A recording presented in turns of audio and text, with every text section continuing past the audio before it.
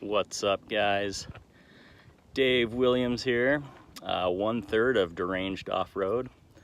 Total spur of the moment thing. I thought I'd come out here and just do a 1-year review walk around of my Can-Am Defender. It's a Can-Am Defender Max HD10. There it is. There's Dixie, official Deranged Off-Road dog. So I bought this, I guess it's been a little more than a year ago, last February 2018. And I opted for the Max because it seats 6. And that's how many people I have in my family. So this is what we went with. I went to the local dealer, I test drove some Polaris Rangers, and I just didn't like the feel of them. Honestly, their engine, it felt a little more peppy, a little more torquey. I think they got like 10 more horsepower, whatever. But this one rode so much better. A lot more cushy ride. It just felt a lot nicer. So, let's show you what we got. In the last year, see how many miles I've put on this thing.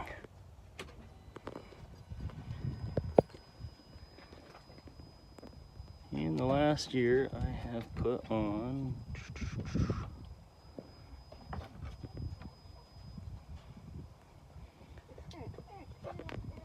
1,782 miles. Not too bad. And in that year's time, I have had basically 0 issues with this thing. One issue I had is, and it's not the machine's fault by any means, is I cut that boot on something. I don't know what. Put a slice in it, had grease spraying out everywhere. So I got that fixed up, no problem. Little Lonestar badge is falling off there. Don't really care about that. Kind of lame anyways, but whatever. And I have done, as far as accessories, a street legal kit. Right there's a license plate. I accessorized with zip ties, pretty awesome. That's to keep my GoPro from getting lost. I put doors on, bought the doors from partzilla.com, and that's the cheapest place I could find them. My dealer wouldn't come below $1,400 for the doors. I got them on Partzilla for 1,100 bucks, like 1138, 1136, something like that. I don't remember exactly, but free shipping. It was a pretty good deal. Audio. I got a Wet Sounds 6-speaker, easy install. Honestly, I don't love it. I wish I would have gone a different route. It sounds okay, very tinny, high-pitched. I just don't like it. It's not my cup of tea. I got mirrors from Amazon. I believe they're seismic. I've been through a couple different windshields. I bought a Super ATV. I want to say they called it a half, but it was more like a quarter. And it didn't really do anything for me. It directed all the air into my face. Wasn't cool. Blew my hat off all the time. So I bought a piece of Lexan and put it on top of that. And that was better, but I measured wrong, so it was cut short, so water would still get in on the top. It was stupid. I've bought 2 more of these totes that come with it. So I have 3 of these storage totes now. They're really handy for carrying everything you need. I installed a couple gun racks here so I can have a couple guns chilling when I go hunting. It's always nice to have somewhere to put those. And I'd seen other people do those. So I installed those, I made a video. So we have that on there.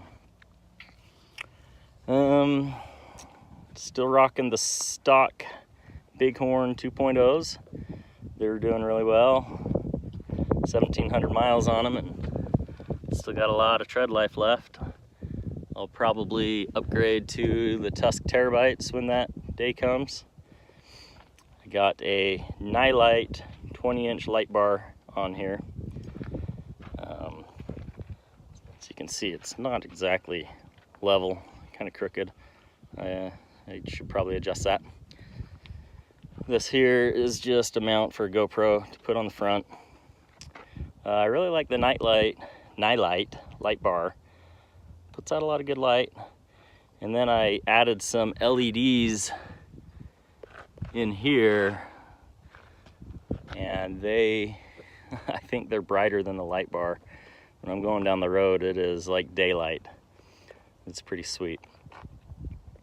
So 1,700 miles, done several oil changes, changed all fluids. No issues with the belt. Honestly, I've not had any issues with this thing.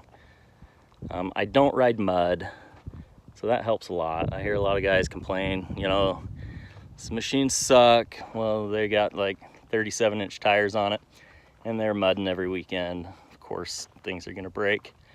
Here's some complaints about the steering rack. I haven't had any issues with that on mine, which is good. Hopefully I won't.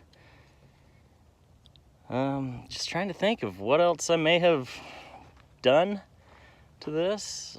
Nothing really. I mean, just easy stuff. I'm not into putting $20,000 into a $20,000 machine. For me, that just doesn't make sense.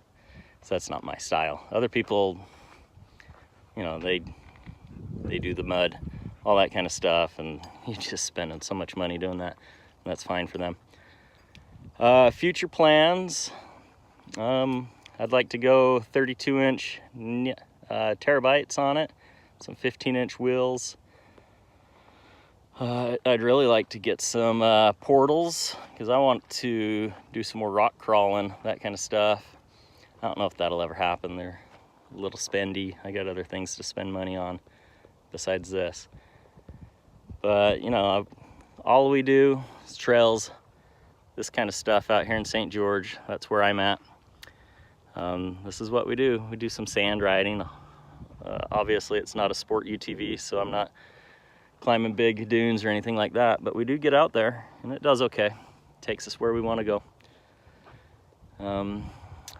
Sand Hollow Sand Dunes is where we're at, just where Honda had their recent presser with all the YouTube guys, side-by-side blog guys, and all, you know, everybody else. We're only a few miles away from there. So in the year, it's been a good machine. I would buy another one if I had to make the choice again. There's nothing about it I don't really like, other than, you know, the length of it, but that's what you get with a 6-seater, just kind of long. So anyways, if you guys haven't already subscribed, if you like the content we got, go ahead and hit the like button and subscribe button, and hit that little bell, get some notifications going on. Anyways, have a good day. This is Dave. See ya.